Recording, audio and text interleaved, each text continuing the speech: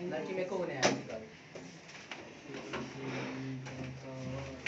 Marker लो, marker रहेगा तब नहीं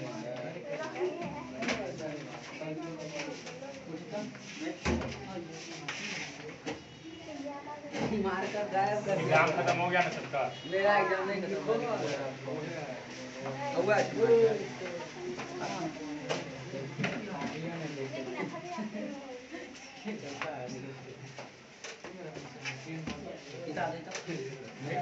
देना भैया किताब। क्या पढ़ेंगे? एक क्या पढ़ेंगे? एक मतलब हिंदी पढ़ेंगे ना? चौथा वाला वीडियो अपलोड कर दिया। वो अभी किसी कारणवश अटका हुआ है, जल्द ही अपलोड होने वाला है। उल्टा हो गया है, हमको मालूम है। हाँ उल्टा है। क्या हो गया? उल्टा हो गया। सीधा क्या हो करना पड़ेगा? जाएगा। शीशा लगा के देखना पड़ेगा। नया कान मास्टर से हो यहाँ जाएगा। पे हम जो लिखते हैं ना वो उल्टा हो गया था, तो वो ठीक होगा तो फिर अपलोड हो जाएगा आज शाम तक। उसके बाद फिर जो नहीं देखा उसको देख लेगा। क्या सब खत्म हो गया? संपूर्ण क्रांति और रोज। आज हम लोग क्या पढ़ेंगे? एक लेख और एक पत्र। लेख मतलब निबंध। तो निबंध में और लेख में क्या अंतर होता है?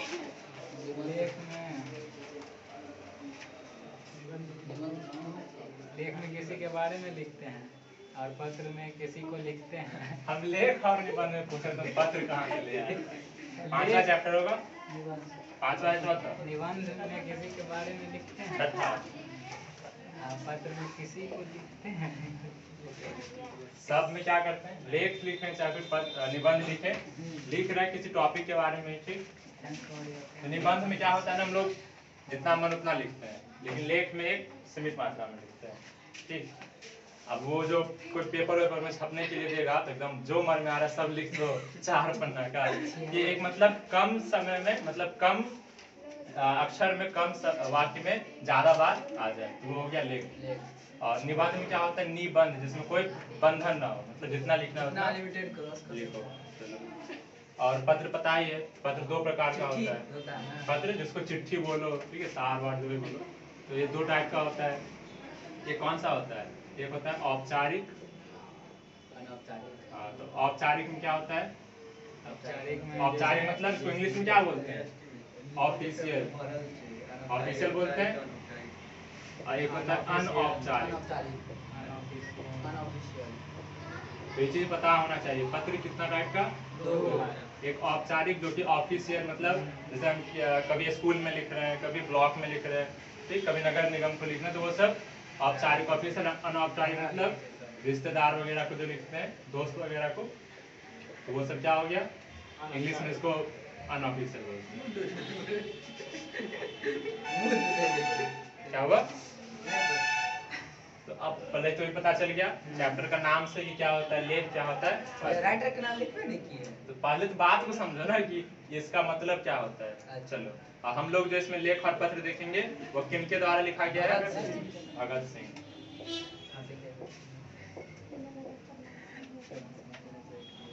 सभी जानता है भगत सिंह को, नाम तो कम से कम सब सुना है। वैसे जब हम वो पढ़ा रहे थे, ठीक, तो चलो तुम बताओ लाल वाला जल्दी, भगत सिंह को फांसी कब लगा था? फांसी लगा था ना, हार्ट अटैक से मरे थे। फांसी लगा गया। हाँ, तो उससे पूछना, खड़ा हो जाओ जल्दी से बताओ, इनको फांसी कब लगा था? बगल वाला। हाँ, तुम बताओ। 23 मार्च 1931। चलो लाल टी शर्ट वाला तुम बताओ, हल्ला मत करो। तुम बैठे, तुमको बोल रहे हैं। तुम कौन सा है? साइंस, आर्ट्स, कॉमर्स, क्या है? हाँ, आर्ट्स है तुम्हारा। साइंस है, तो तुम्हारा समझ में फिर भी आता है। तुम आर्ट्स में है, तुमको ये नहीं पता भगत सिंह को फांसी कब लगा था? बैठो। तो क्लास क्या करेगा? जितना पढ़ाई होता है उसको पढ़ के आओ, समझ के आओ। आगे का जो बोले थे ना, बैठ जाओ, कि पढ़ के आना एक लेख और एक पत्र को। कल बोले थे टेस्ट था, वो जो भी था वो तुम्हारा प्रॉब्लम है ना। 1 घंटा तो निकाल ही सकता है। पबजी लेकिन खेलेगा, ठीक है? नहीं खेलते मैं जो भी करेगा मतलब फालतू काम करने के लिए टाइम रहता है। तो बुक दो, भगत सिंह के बारे में थोड़ा कुछ देखेंगे। तो आर्ट्स वाला को तो इसमें 2 फायदा हो गया, ठीक। उसका हिस्ट्री भी क्लियर हो जाएगा और हिंदी भी। हाँ, तो साइंस वाला कॉमर्स वाला को भी टेंशन नहीं लेना है, ठीक है। हमको सब आता है, साइंस आर्ट्स कॉमर्स हम सब पढ़ते हैं। कॉमर्स में पढ़ा दीजिएगा कॉमर्स। तब कल से लेके आएंगे तो वो हमेशा की तरह अब भगत सिंह, चलो फांसी को पहले साइड में रखते हैं, पहले जन्म तो लेते हैं। जन्म किसी चैप्टर का याद हो या ना हो, भगत सिंह का ये सब चीज याद होना चाहिए।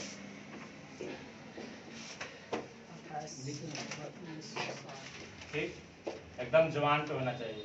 तो कब हुआ था? 1907 में और 28 सितंबर को। अभी हाल ही में गया होगा, अभी अक्टूबर चल रहा है ना। देखो आज कितना तारीख है? 29। एक महीना पहले इनका क्या था? जन्मदिन था। मृत्यु सबको पता ही है।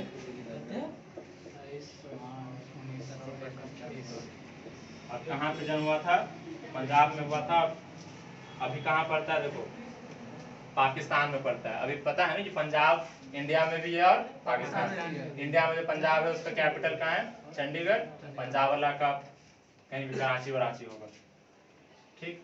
और उनका जो उस टाइम पे जो था, जहाँ पे जब जन्म हुआ था, तो उस जगह को उस टाइम पे क्या बोला जाता था? बंगा चक। बंगा चक होता है ना।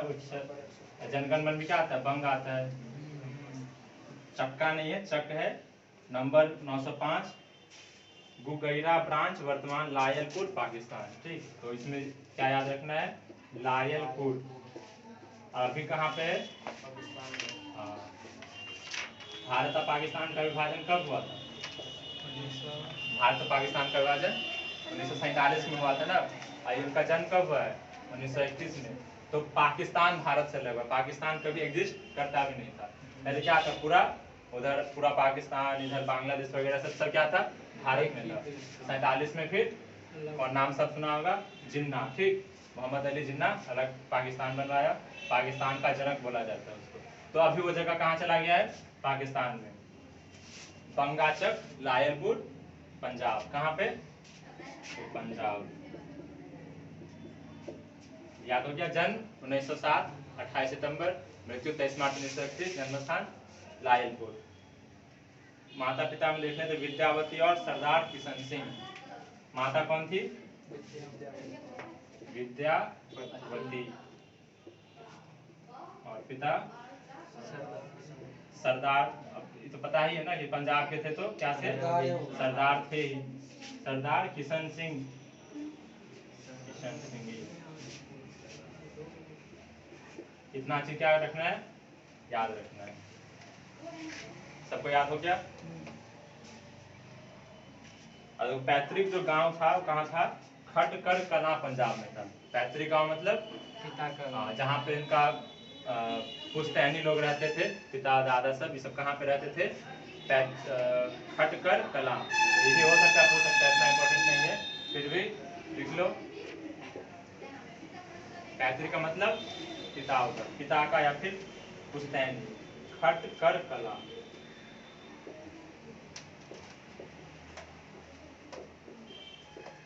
याद हो जाएगा?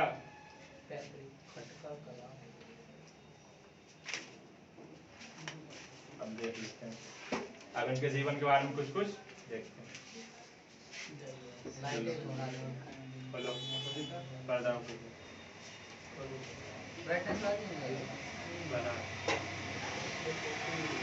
देखो, इनकी माता क्या थी? माता का नाम विद्यावती, पिता सरदार किशन सिंह। संपूर्ण परिवार स्वाधीनता सेनानी। और देखो इनके जो भी पापा दादा चाचा, उनके घर में जितने भी थे, क्या जितने भी जेंट्स थे, सब क्या थे? स्वतंत्रता सेनानी, तो स्वतंत्रता के लिए लगे रहते थे। पिता और चाचा अजीत सिंह लाला लाजपत राय के सहयोगी। और वहाँ पे लाला लाजपत राय पंजाब में ही थे, तो पंजाब में लाला लाजपत राय के सपोर्ट करते थे कौन? इनके पिता और इनके चाचा।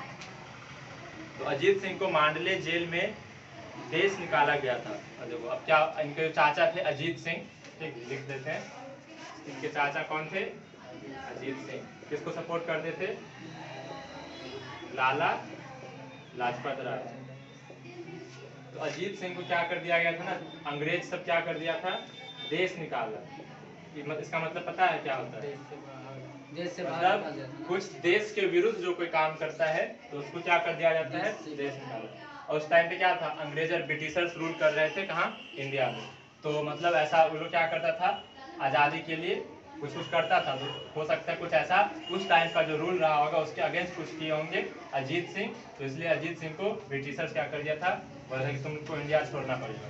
तो इनको देश निकाला हो गया था बाद में अजीत सिंह को, जो कि इनके चाचा थे। मतलब पूरा का पूरा इनका जो परिवार था वो सब स्वतंत्रता के लिए लगा था। तो इसी को मतलब जब बहुत छोटे ही थे भगत सिंह, तो ये मतलब अपने घर में देख रहे हैं कि मेरे पापा, मेरे चाचा सब जो क्या है, पूरा उनका जो गांव का मोहल्ला का लोग था सब आज़ादी के लिए एकदम संघर्ष कर रहा था। तो इनका बचपन से ही इनको भी वो मन था कि मतलब हम भी इसमें लगेंगे और आज़ादी दिलवाएंगे। तो बहुत जुर्म करता था अंग्रेज। बाद में विदेशों में जाकर मुक्ति संग्राम का संचालन करने लगे। फिर जब ये देश से निकल गए तो विदेश में जाके मुक्ति संग्राम वगैरह का संचालन किए। और छोटे चाचा सरदार स्वर्ण सिंह भी जेल गए और जेल की यातनाओं के कारण 1910 में उनका निधन हो गया। और इनके छोटे चाचा थे, एक तो ये बड़े चाचा कौन, अजीत सिंह, और छोटे चाचा कौन, छोटे चाचा कौन थे, सरदार स्वर्ण सिंह। ये भी क्या थे, अब इन्हीं के परिवार के थे। मतलब ये भी लगे हुए थे पूरा मतलब आज़ादी का संघर्ष कर रहे थे। और बहुत बार ये भी क्या हुए, जेल गए। ये भी बहुत बार जेल गए। ये तो जाते ही थे, पहले जेल गए उसके बाद फिर भगा दिया गया। तो जेल इनका परिवार में सब गया हुआ है। तो सरदार स्वर्ण सिंह भी जेल गए और इतना बार इनको जेल आना जाना, मतलब हाँ, मतलब इसके भैया यानी कि इसके भैया कौन, इनके पिता किशन सिंह बार बार सबको छुड़वाते थे। जैसे कैसे अभी शाहरुख खान का बेटा हुआ ना, छूट गया, तो छूट गया। तो सरदार स्वर्ण सिंह ये भी इतना जेल गए कि मतलब अप डाउन करते करते और लड़ते लड़ते क्या हो गया, इनका निधन हो गया जेल में ही। इधर इनका निधन हो गया। तो बड़े चाचा अजीत सिंह, छोटे चाचा सरदार स्वर्ण सिंह, ये भी सरदार थे, और पिता सरदार किशन सिंह। और उसके बाद देखो, भगत सिंह की शहादत के बाद उनके भाई कुलबीर सिंह और कुलतार सिंह को देवली कैंप जेल में रखा गया था, जहां वे 1946 तक रहे। पिता अनेक बार जेल गए, मतलब इनके घर में सब जेल गया। और जब फांसी पर चढ़ाया गया भगत सिंह को, उसके बाद भगत सिंह के भाई को भी दोनों, एक कुलबीर और एक देवली, कुलबीर और एक कुलतार। तो कुलबीर और कुलतार कौन थे, भगत सिंह के भाई। और इस दोनों को भी जब फांसी लगा तो जेल में रखा गया। अब जैसे तुम्हारे मतलब किसी के भाई को फांसी लगेगा तो वो क्या करेगा, हल्ला चिल्ला करेगा, आंदोलन करेगा, तो इसलिए जेल में डाल दिया कि मतलब क्योंकि और ज्यादा क्या करे, स्वतंत्रता संग्राम को आगे लोग न बढ़ाए। ठीक, तो इतना मतलब क्या था इनका फैमिली बैकग्राउंड, ये सब क्या था इनका फैमिली बैकग्राउंड। अब देखो शिक्षा में क्या था, तो पहले 4 साल की प्राइमरी शिक्षा अपने गांव बंगा में क्या किया, अपना जो 5वां तक का जो पढ़ाई होता है, तो वहाँ चौथा 4 साल वहाँ पर पढ़ाई किए। फिर लाहौर के DAV स्कूल से वर्ग 9 तक की पढ़ाई की। और ये भगत सिंह जैसे पढ़ाई में बहुत इंटेलिजेंट थे, क्या थे, बहुत ही ज़्यादा भगत सिंह पढ़ाई में तेज थे।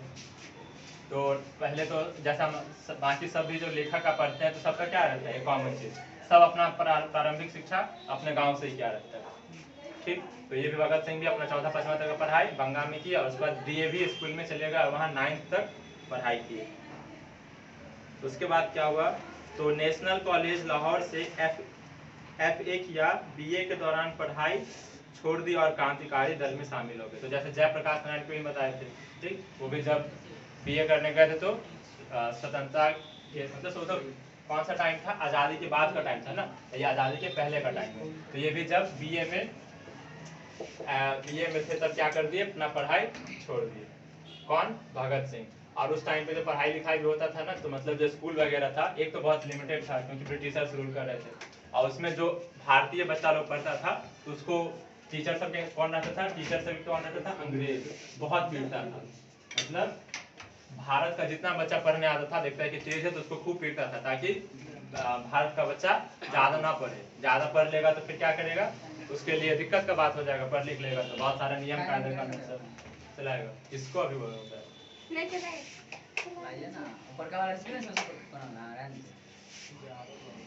तो BA में क्या कर दिया, फिर वो पढ़ाई छोड़ दी। एक बार ये लोग मिलके भगत सिंह और इनका दोस्त लोग मिलके टीचर को पीटा भी था। तो उस टाइम पे ब्रिटिशर्स था ना, तो मतलब टीचर को पीटना बहुत पहले से परंपरा चल रहा है। अभी तक चल ही रहा है भैया। अब कम हो गया, सरकारी स्कूल में कहीं हाँ लाठी लेकर लेकर मैं बाप आ जाता मारने। और बेटा पहले मम्मी पापा लेके जाते थे कि पीटिए इसको, आप तो अब मास्टर को पीटने खुद के तो मारने के लिए आता है, बेटा क्यों मारना।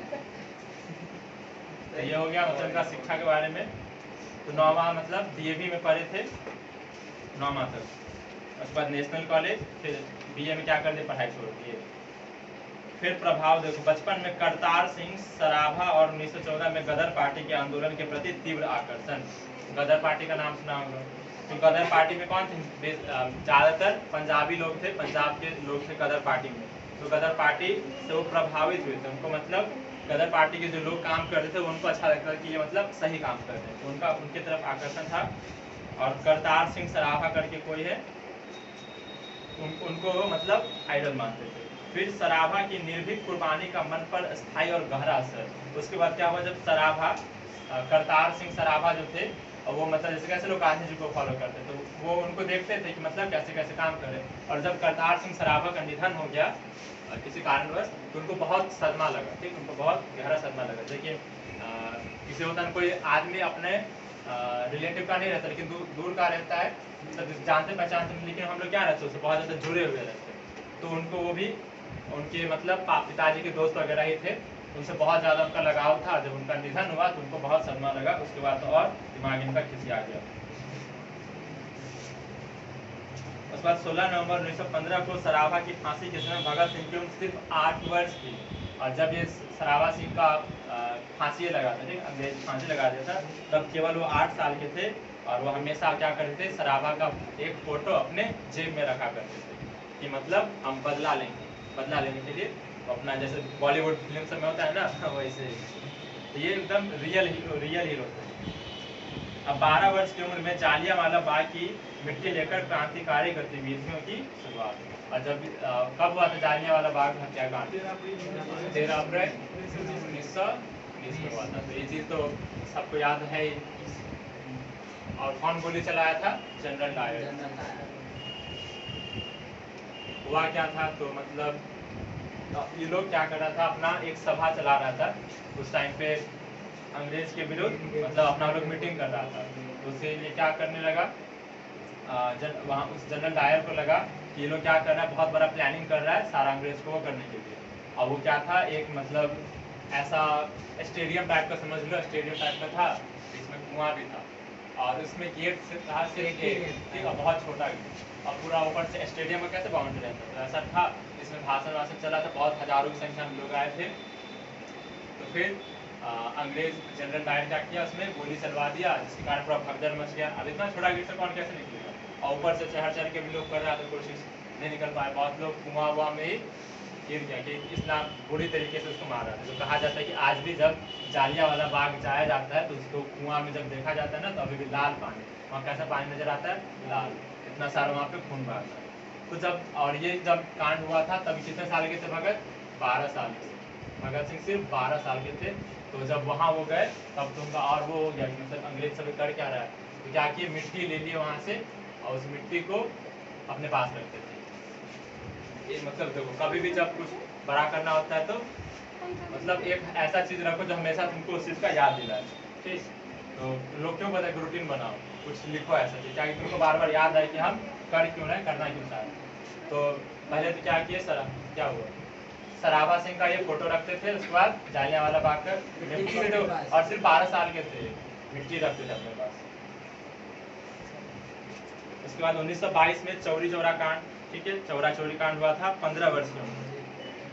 अभी क्या हुआ था 1919 में, तो बताओ चौरी चौरा कांड। अब हिंदी में भी पूछ सकता है, तो ये सब डेट याद रखना। कौन सा कांड, चौरा चौरी कांड। क्या हुआ था, थाना वाना में, मतलब एक थाना चौकी को जला उड़ा दिया गया था। इसी के बाद से वो गांधी जी का दिमाग खराब हो गया था, ठीक। लोग बोलता है ना कि आज़ादी हम लोग को पहले मिल जाता, गांधी जी अगर असहयोग आंदोलन वापस नहीं लिए रहते तो चौरा चौरी कांड हुआ था 1922 में। और तब ये कितने साल के रहे होंगे, तो क्वेश्चन पूछेगा कि जब भगत सिंह 12 साल के थे तब कौन सा घटना हुआ था, बताओ कौन सा घटना हुआ था? जलियांवाला बाग। और जब भगत सिंह 15 साल के थे तब कौन सा बड़ा घटना हुआ था? चौरा चौरी कांड।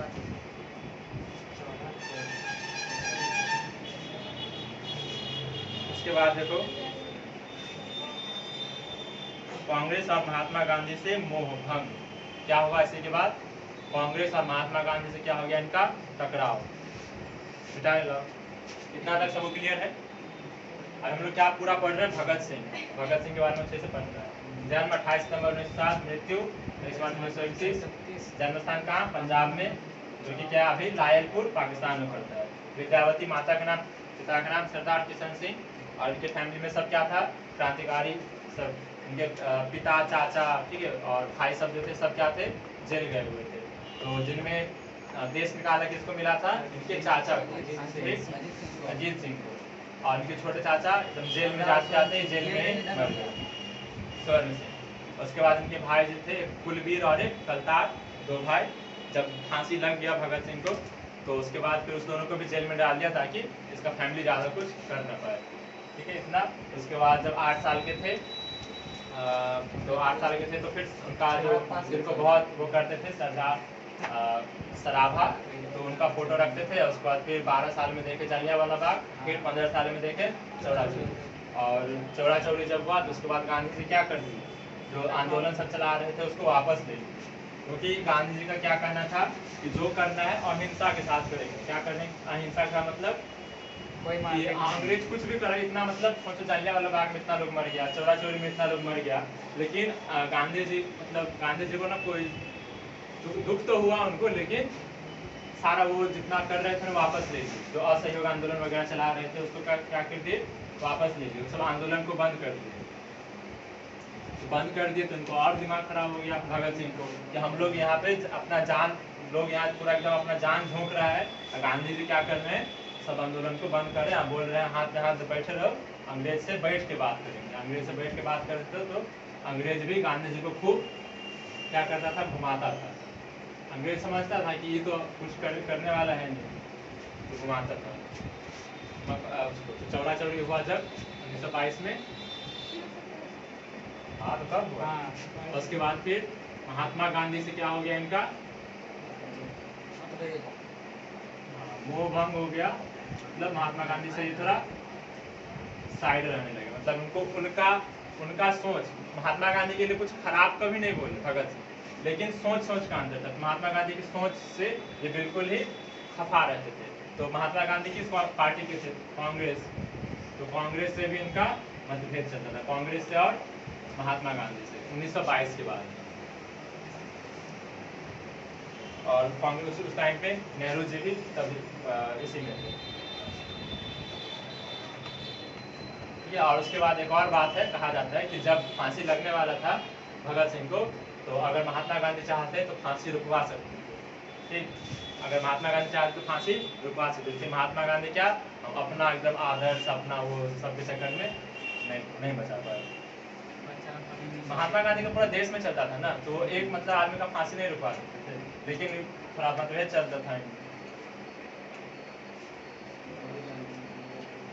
1923 में पढ़ाई और घर छोड़कर कानपुर गणेश शंकर विद्यार्थी के पत्र प्रताप में सेवाएं दी, ठीक।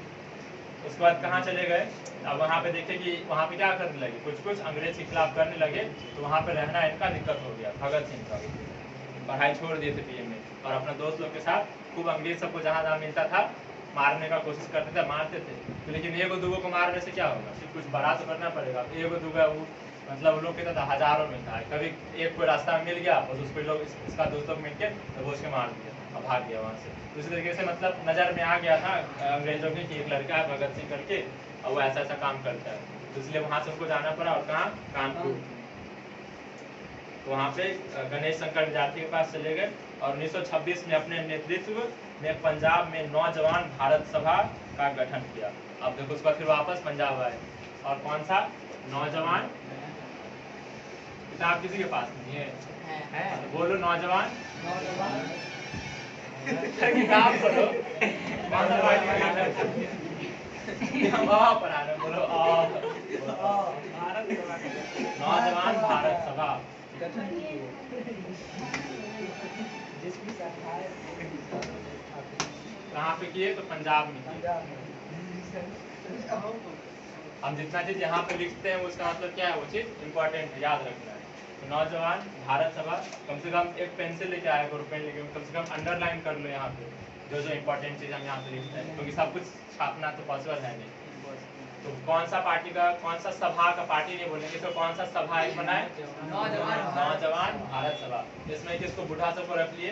जितना नौजवान था उस सबको क्या किए, उस सबको खोज उज के, मतलब सबको एक जगह मिलाए और फिर कुछ 10-15 लोगों का एक सभा बना लिए और फिर क्या काम करने लगे कि नौजवान मेरे पास रहेगा तो जो 2 बूढ़ा आदमी काम करेगा वो एक नौजवान कर देगा और पूरा मोटिवेशन करके करा देते, लोगों को जगाते थे। तो नौजवान भारत सभा का गठन कर दिए, जिसकी शाखाएं विभिन्न शहरों में स्थापित की गई। अब उसका बहुत सारा ब्रांच भी बन गया, जैसे अभी बहुत बड़ा पार्टी सब क्या है, हर जगह ब्रांच होता है। और 1928 से 31 तक चंद्रशेखर आजाद के साथ मिलकर हिंदुस्तान समाजवादी प्रजातांत्रिक संघ का गठन किया और क्रांतिकारी आंदोलन सघन रूप से छेड़ दिया। उसके बाद किससे मिले? जब मिल गए चंद्रशेखर आजाद से, ठीक। उसके बाद ये कोलकाता तरफ आए थे और चंद्रशेखर आजाद से मिले। उसके बाद तो पूरा देश इनको मतलब जानने लगा। चंद्रशेखर आजाद इनसे मिले, कोलकाता में ही मिले थे शायद, जहाँ तक हमको याद है। उस टाइम पे कोलकाता को क्या बोला जाता था? कलकत्ता।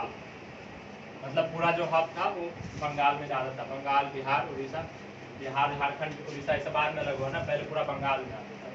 तो चंद्रशेखर आजाद से मिले और क्या किए फिर? हिंदुस्तान समाजवादी प्रजातांत्रिक संघ, हिंदुस्तान समाजवादी प्रजातांत्रिक संघ, ठीक ना, थोड़ी लिखी, इसमें ये शामिल हो गए। और उसके बाद फिर एकदम क्रांतिकारी आंदोलन पूरा छेड़ दिया। उसके बाद पूरा मतलब क्या हो गया, नौजवान भारत सभा का बहुत जगह पे शाखा खुल गया। चंद्रशेखर आजाद को तो पहले से बहुत लोग, मतलब इनका बहुत नाम चलता था, इनके साथ फिर आके मिल गए भगत सिंह। और इनके साथ कौन थे? इनके 2 दोस्त, सुखदेव और राजगुरु, जिनको मतलब इनके साथ फांसी लगाते। एक और थे बटुकेश्वर दत्त, अभी आगे बताएंगे कि क्या क्या और किए थे। 8 अप्रैल 1929 को बटुकेश्वर दत्त को दिया भी है। 8 अप्रैल 1929 को बटुकेश्वर दत्त और राजगुरु के साथ केंद्रीय असेंबली में बम फेंका और गिरफ्तार हुए। चलो अब देखो, जो बोल रहे थे बात बताएंगे, वो इसमें आ गया, डेट दिया है 8 अप्रैल 1929। ये लोग क्या प्लानिंग कर रहा था? पूरा देश को कैसे बताया, क्योंकि फिर भी ये तो सिर्फ नॉर्थ इंडिया हुआ ना, पंजाब, बंगाल, ये सब में लोग थोड़ा बहुत जानने लगे थे, लेकिन पूरा देश को जानने की पता चले कि हम लोग आंदोलन कर रहे हैं ऐसा, तो उसके लिए कुछ तो करना पड़ेगा। तो क्या किए? भगत सिंह,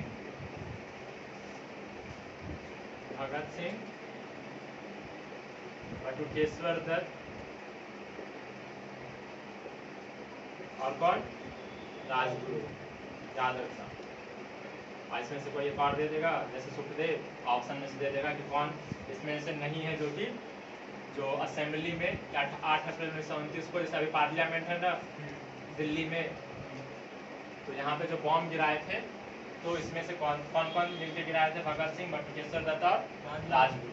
8 अप्रैल 1929, मतलब 2 साल पहले, ठीक, जब इनको फांसी लगा उसे 2 साल पहले क्या किए ये? तो जब मतलब इनका प्लान ये था कि अगर हम असेंबली में जाके, पार्लियामेंट किसी तरीके से घुस के बॉम्ब गिरा के उनको किसी को मारने का इरादा नहीं था। तो इरादा क्या था? इनको किसी को मारने का नहीं था, क्योंकि अब पार्लियामेंट है तो जितना भी लॉर्ड सब माउंटबेटन सब जो भी सब था उस टाइम पे, प्रेसिडेंट वगैरह सब बैठा है। अगर उनको मकसद रहता, अंदर पहुंच ही गए थे तो चाहते तो सबका काम खत्म कर देते वहीं पे, पूरा असेंबली को बम से उड़ा देते। लेकिन उनका काम था ये क्या कि जो असेंबली चल रहा था, ठीक, ऐसा मतलब गोल जैसा था और सब लोग टेबल पे बैठा था, तो बीच में क्या किए? ये बम गिराए, मतलब छोटा सा बम, इससे धमाका हुआ, थोड़ा सा, किसी को हानि नहीं पहुंचा, इसमें किसी को हानि नहीं पहुंचा था। और पूरा क्या कि पैम्पलेट जैसे नॉमिनेशन होता है ना लोग का, मुखिया जी वाला, तो वैसने करके पूरा कागज पे अब कुछ लिखे थे, मतलब आज़ादी से रिलेटेड कुछ नारा वगैरह, पूरा उसमें क्या कर दिए,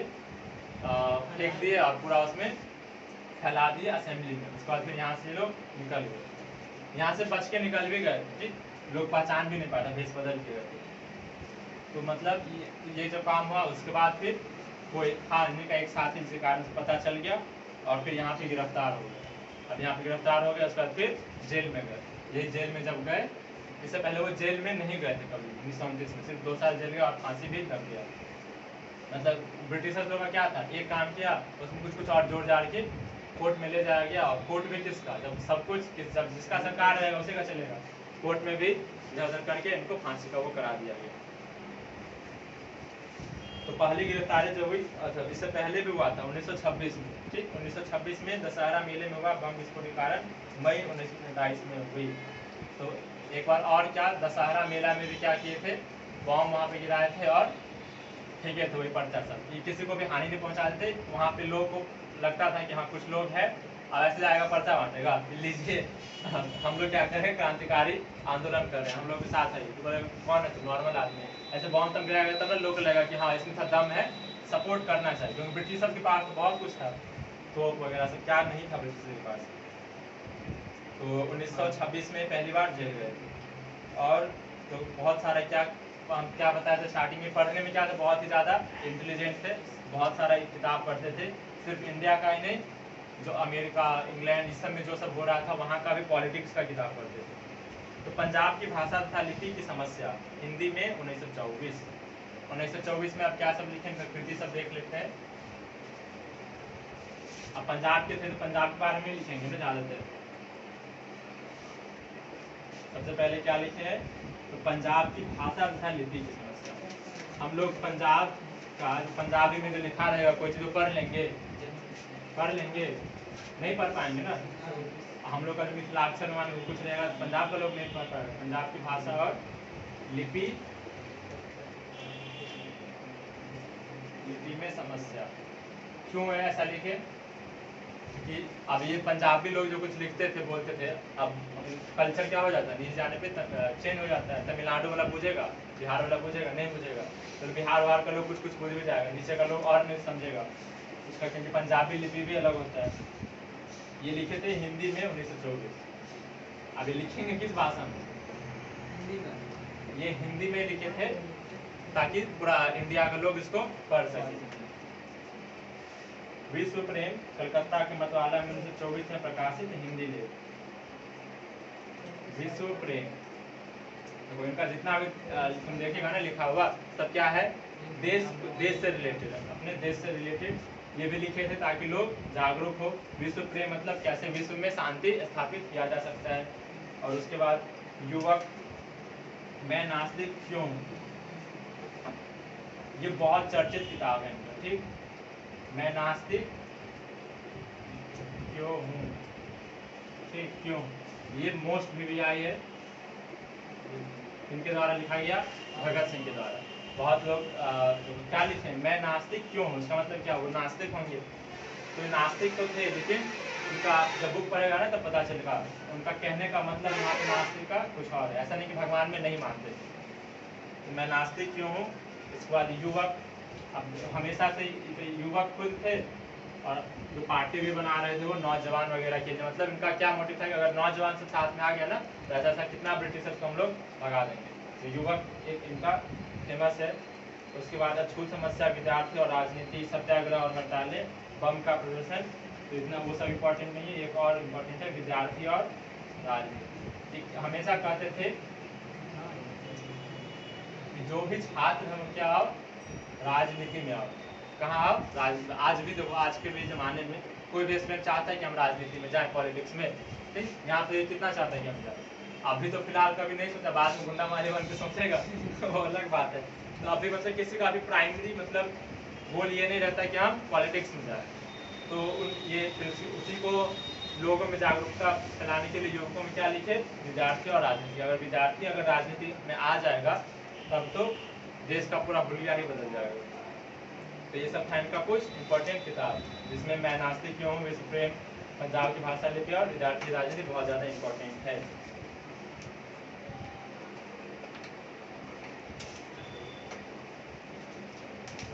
चलो अब आगे देखें।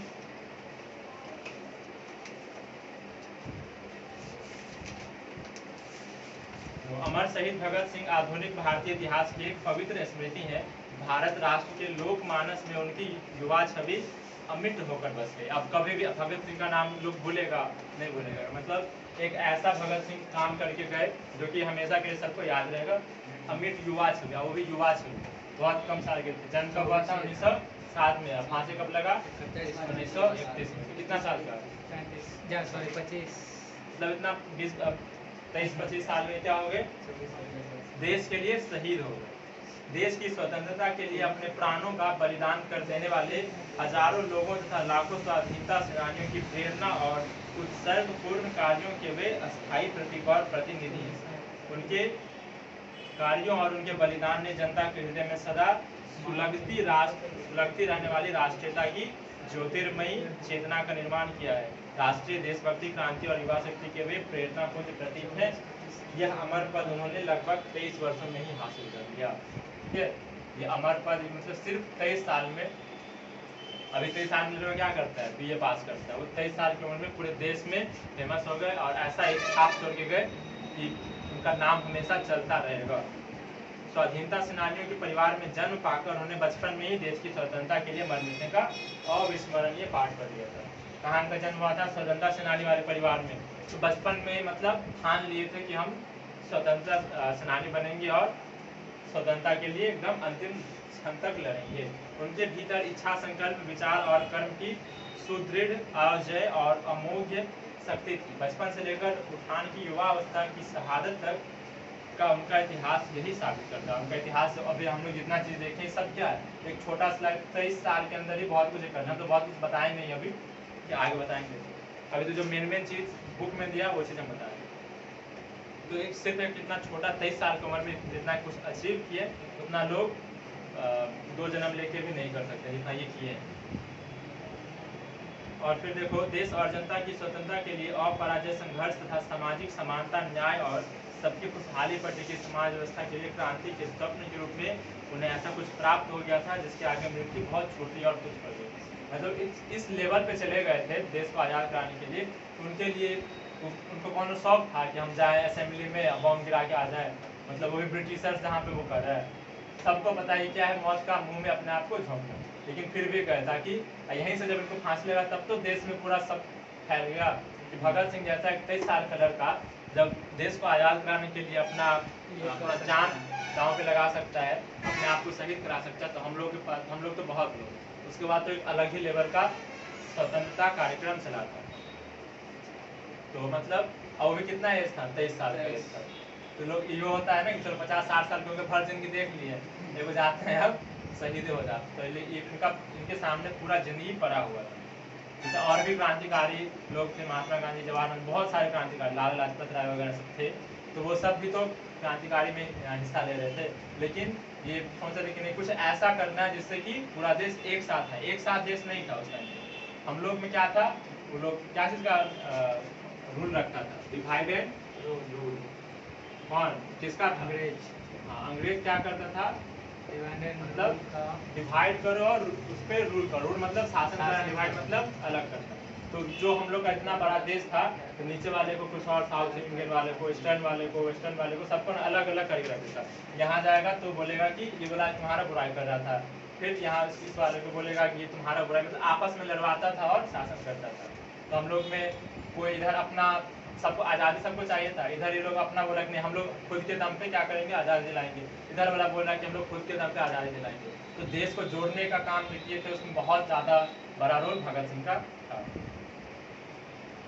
तो नश्वर जीवन के इस महिमामय मूल्य बोध के चलते ही उन्होंने हंसते हंसते फांसी का फंदा अपने गले लगा लिया और झूल गए। सचमुच वे उस पथ पर बढ़े जिसके आगे राह नहीं थी। वो जिस पथ पर बढ़े उसके आगे कोई राह था नहीं था, बस हो गया, उतना तक में ही उनका जीवन। भगत सिंह का विकास आरंभ से ही देश के प्रति समर्पित एवं प्रबुद्ध नौजवान के रूप में हुआ। लाहौर में छात्र जीवन में ही उनकी संग साथ अपने ही जैसे लक्ष्यनिष्ठ जागरूक युवकों से हो गया था। और उनको भी जो संगति में भी थे तो कैसे एकदम फुर्तीले, जो उनके जैसा सोच रखने वाले थे, उनसे उनका दोस्त भी था। जो भी बटुकेश्वर दत्त, राजगुरु, सुखदेव, जितना भी दोस्त बनाए सब आज़ादी के लिए लगा हुआ था। इनमें अनेक आगे चलकर उनके साथी क्रांतिकारी भी बने। एक जागरूक छात्र के रूप में उनकी दृष्टि देश दुनिया की हलचलों और गतिविधियों पर हमेशा बनी रही। अपनी रुचि की पुस्तकें, जिनमें साहित्य, राजनीति, दर्शन, इतिहास आदि विषयों की पुस्तकें हुआ करती थी। और ये जो पढ़ाई भी करते थे, साथ साथ क्या सब पढ़ते थे? साहित्य, मतलब क्या क्या इससे पहले देश में हुआ था। फिर इतिहास पढ़ते थे, इतिहास सिर्फ अपने देश का ही नहीं और विदेश का भी, मतलब जो बड़ा बड़ा देश, जो अमेरिका भी तो आज़ाद हुआ था, तो वही वो सोचते थे कि जब अमेरिका जैसा देश आज़ाद हो सकता है और भी उधर जर्मनी जैसा, मतलब विश्व में अलग अलग जगह पे भी कैसे वो लोग आज़ादी प्राप्त किया, तो हम लोग भी आज़ादी प्राप्त कर सकते हैं। तो उनको जर्मनी का, अमेरिका का, इंग्लैंड का, ये सब का इतिहास वो पढ़ते थे और उससे फिर सोचते थे वो लोग कैसे काम किया कि उस लोगों को आज़ादी मिला, तो फिर उसी को फॉलो करते थे। जैसे जयप्रकाश नारायण, कार्ल मार्क्स का पता है ना, मार्क्सवादी थे वो, तो ये सब पढ़ते थे। राजनीति का किताब, साहित्य का किताब, इतिहास की किताब, ठीक, साइकोलॉजी।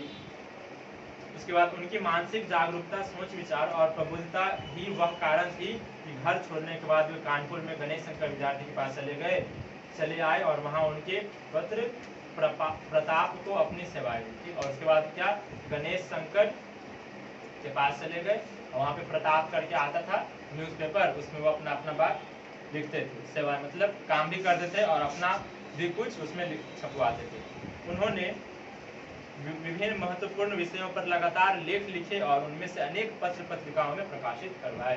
ये बहुत सारे टॉपिक पे लेख लिखते थे और सभी भी पढ़ता होगा तो कभी संडे को या फिर ऐसा करके एक दो पेज आता है जिसमें लोग अपना क्या करता है, अपना बात लिखा रहता है किसी पर, किसी टॉपिक पे। जो बीच वाला पेज रहता है न्यूज़पेपर का, उसमें न्यूज़पेपर पढ़ता होगा तो देखा होगा, तो उसी तरीके से अपना ये लिखवाते थे, छपवाते थे। और एक चिंतक विचारक के रूप में वे समाजवाद और मार्क्स एंगल्स, ये भी मार्क्स एंगल्स की विचारधारा से लगातार प्रभावित थे। तो मार्क्स और एंगल्स से ये भी प्रभावित थे और अनुप्राणित होते रहे। क्रांति और समाज व्यवस्था को लेकर उनकी सोच इन विचारकों से प्रभावित थी। सामाजिक राजनीतिक चिंतन और विचार के धरातल पर वे अपने समकालीनों से प्रायः आगे दिखाई पड़ते थे। और उनके जो समकालीन अब क्या करते थे, इतना सारा किताब पढ़ते थे तो वो आगे का सोचते थे, क्या मतलब दूरदर्शी थे भगत सिंह, कि मतलब आज से अगर हम ये चीज़ अभी करेंगे तो आज से 5 साल बाद इसका क्या प्रभाव पड़ेगा, इससे 10 साल के बाद क्या प्रभाव पड़ेगा। अगर अभी जो हम ये चीज़ कर रहे हैं इससे अभी के लिए फायदा, मतलब अंग्रेज आया, देखा कि यहाँ पर बहुत हिंसा हो रहा है, ठीक, तो अंग्रेज बोल दिया चलिए ठीक है यहाँ पे हम टैक्स कम कर देंगे। वो लोग यही करता था ना, कि देख रहा है कि यहाँ पे बहुत ज़्यादा आंदोलन बढ़ रहा है, बहुत ज़्यादा वो कर रहा है, तो उसको थोड़ा लालच दे देता था, ठीक। उसके बाद फिर क्या हो गया, वहाँ पर शांत हो गया, अंग्रेज लोग अपना मौज कर रहा है। तो वो क्या करते थे, दूर का समझते कि भले मतलब ये सब जो अंग्रेज का जो चाल है सब ये समझ जा रहे थे भगत सिंह, क्योंकि इतना सारा वो पहले देख चुके थे कि कैसे कैसे अमेरिका और जर्मनी जैसा देश सब में भी ऐसा सारा चीज़ सब हो सकता है। तो ये दूरदर्शी थे, इसलिए अपने समकालीन मतलब उनके साथ में जो और क्रांतिकारी थे उनसे उनका सोच बहुत आगे चलता था भगत सिंह का। बहुधा आज सयाने और अभिभावकीय दृष्टिकोण वाले लोग यह राय प्रकट करते दिखाई पड़ते हैं कि छात्रों को राजनीति से अलग होना चाहिए। आज भी जो लोग हैं वो क्या बोलते हैं, छात्रों, किसी के माँ बाप बोलते हैं कि बड़ा होकर बनना पॉलिटिशियन, किसी के पापा नहीं ना बोलते हैं। तो उस टाइम पे वही था कि मतलब सभी बोलते थे कि राजनीति से दूर रहो। तुम्हारे पापा बोलते हैं राजनीति से अब तो हो गया है, फीमेल कैंडिडेट की मुखिया बन गई। उनका काम पढ़ाई करना और अपनी योग्यता बढ़ाना है, राजनीति में उलझना नहीं। क्या बोलते थे अभिभावक कि तुम क्या करो, मतलब बच्चों को क्या बोलते थे कि पढ़ाई करो और अपना स्किल्स बढ़ाओ, और राजनीति में बच्चों का काम नहीं है, ठीक है। गोया राजनीति की पढ़ाई से कोई स्थायी वैर विरोध हो। छात्र और युवा भगत सिंह के विचार इस संबंध में क्या है, तो इस बारे में क्या सोचते थे, इसकी झलक यहाँ भगत सिंह के एक छोटे से निबंध में थी। और उनका जो थिंकिंग कैसा था, अब क्योंकि हम लोग तो क्या कर सकते हैं, वो जो काम किए उसी को एनालाइज कर सकते हैं और उस पर सोच सकते हैं कि ये कैसे थे। अभी हम इतना कुछ जो बोल रहे हैं वो इतना सारा काम किए थे, ठीक, जो कुछ लिखते थे, जैसे इतना सारा किताब लिखे, कौन लिखा है सब किताब, भगत सिंह। तो ये सब किताब पढ़ने के बाद पता चलता है कि भगत सिंह का सोच क्या था। तो एक इसमें क्या दिया हुआ है, एक छोटा सा लेख और एक पत्र, जिससे क्या पता चलता है कि उनका सोच क्या था, कैसे सोच वो रखते थे। यह सही है कि उन दिनों स्वाधीनता आंदोलन चल रहा था जिससे गाफिल और असंपृक्त नहीं रहा जा सकता था, ठीक। और क्या था, सबको पता है कि उस टाइम पे जो आंदोलन चल रहा था उससे कोई अलग नहीं था, पूरा देश का लोग उससे प्रभावित था। हाँ। इसलिए तत्कालीन राजनीति में छात्रों की रुचि और भागीदारी वांछित तथा अपरिहार्य थी। किंतु आज की आज़ादी के संपूर्ण लक्ष्य हासिल कर लिए गए हैं। समाज में गैर बराबरी, भेदभाव, अशिक्षा, अंधविश्वास, गरीबी, अन्याय आदि दुर्गुण एवं अभाव अभी भी जमे हुए हैं। तो ये कह रहे हैं कि चलो उस टाइम पे तो मानते हैं कि आज़ादी का पूरा देश में चल रहा था, भगत सिंह लिखिए, लेकिन ये बोल रहे हैं अभी जो ये किताब वाला है, अगर आज का बात करें तो आज भी क्या है, हम लोग को अगर पूर्ण तरीके से आज़ादी अभी भी नहीं मिला है, क्योंकि अभी भी भेदभाव होता है, अभी भी रिश्वतखोरी चलता है, मतलब अभी बहुत सारा ऐसा चीज़ है जो कि उस टाइम जयप्रकाश नारायण भी यही चीज़ के लिए छात्र आंदोलन कर रहे थे। जैसे तो इसमें जो लिखे हैं, कौन लिखे हैं तो देख लेते हैं। वॉल्ट व्हिटमैन, ठीक, तो ये ऐसा बोल रहे हैं। तो इस सब के लिए क्या अभी मतलब ये कहना क्या चाह रहे हैं कि अभी का बच्चा राजनीति में नहीं आना चाहता है, तो इस चीज़ पे ये जोर दे रहे हैं। अब देखो इसमें क्या है, एक स्वतंत्रता करके भगत सिंह द्वारा डायरी में होती है। वॉल्ट व्हिटमैन करके कोई है, ठीक, वो क्या स्वतंत्रता का उनका मतलब एक कविता जैसा है, उसको अपने डायरी में लिख के रखे हुए थे भगत सिंह। वे मृत शरीर नवयुवकों के, वे शहीद जो झूल गए फांसी के फंदे से, वे दिल जो छलनी हो गए बुरे शीशे से, सर्द और निष्पंद जो वे लगते हैं जीवित हैं और कहीं अबाधित ओज के साथ वे जीवित हैं अन्य युवाजन में ओ राजाओं, ये वे जीवित हैं अन्य बंधुजन में, फिर से तुम्हें चुनौती देने को तैयार वे पवित्र हो गए मृत्यु। क्या कहना चाह रहे हैं इसमें, वो लोग को बोलने का मतलब लोग जीवित होकर भी क्या है, मरा हुआ है। उसमें ऐसा तो इनका जो कविता से अंदाजा लगा लो तो इनको मरने का डर था ही नहीं। पहला लाइन ही क्या, वे मृत शरीर नवयुवकों के, मतलब नवयुवकों के वो मृत शरीर जो कि भूल गए फांसी, क्योंकि उस टाइम पे बहुत जो फांसी लगता था, तो वो जो फांसी लगा वो कहना चाह रहे हैं इसमें इतना लाइन तो ये पता चलता है कि वो बेटर, वो बढ़िया है किससे, तो जो कि जीवित शरीर है, जो कि लोग अभी जिंदा है, और वो क्या कर रहा है, एकदम हाथ पे हाथ धर के बैठा हुआ है और अंग्रेजों के धूल चाट रहा है। तो दफन न होते आज़ादी पर मरने वाले, शिक्षित और समुन्नत दफन न होते आज़ादी पर मरने वाले, पैदा करते हैं मुक्ति बीज, फिर और बीज पैदा करने को, जिसे ले जाती दूर हवा और फिर बोती है और जिसे पोषित करते हैं वर्षा और जल हिम, देह मुक्त जो हुई आत्मा उसे न कर सकते विछिन्न, अस्त्र शस्त्र अत्याचारी के बल की हो अजय रमती धरती पर मरमर करती बतियाती चौकस करती। और फिर क्या करते हैं कि एक बीज से क्या होता है, उससे उसको जब पौधा बनता है तो उस एक बीज से क्या बना, एक पौधा, और एक पौधा से कितना सारा फल लगता है और कितना सारा बीज आता है। तो कहने का मतलब है कि एक आदमी अगर आगे आए, अब वो अच्छे से क्या करे, किसी को लीड करे तो बहुत सारा क्या निकल सकता है। जैसे कि कोई भी जो, जैसे भगत सिंह खुद ही जब नौजवान भारत सभा बनाए तो एक आगे निकल के आया, उससे फिर क्या होगा, ये मतलब 100 लोग को एग्जाम्पल 100 लोग को बोले, ठीक, 100 लोग में क्या किए, हाँ जगाए देश को आज़ादी दिलाने के लिए, फिर वो 100 लोग दूसरे को जाके जगाएगा। तो वो कहने का मतलब ये था कि हम लोग को मिल के अगर हम काम करेंगे तो हो सकता है। अब इसके बाद अब ये सारा हो गया इनका बात। अब वो जो लिखे थे विद्यार्थी और राजनीति पे क्या लिखे हैं, एक लेख, उसका एक अंश दिया गया, पूरा लेख नहीं, क्या है, एक अंश दिया गया है। और उसके बाद सुखदेव को पत्र लिखते हैं। पत्र किसको, सुखदेव को। सुखदेव कौन थे, इनके मित्र थे, उनको एक पत्र लिखते हैं। तो ये दोनों, ये पत्र और ये लेख पढ़ के आना, ठीक, लोग नेक्स्ट क्लास में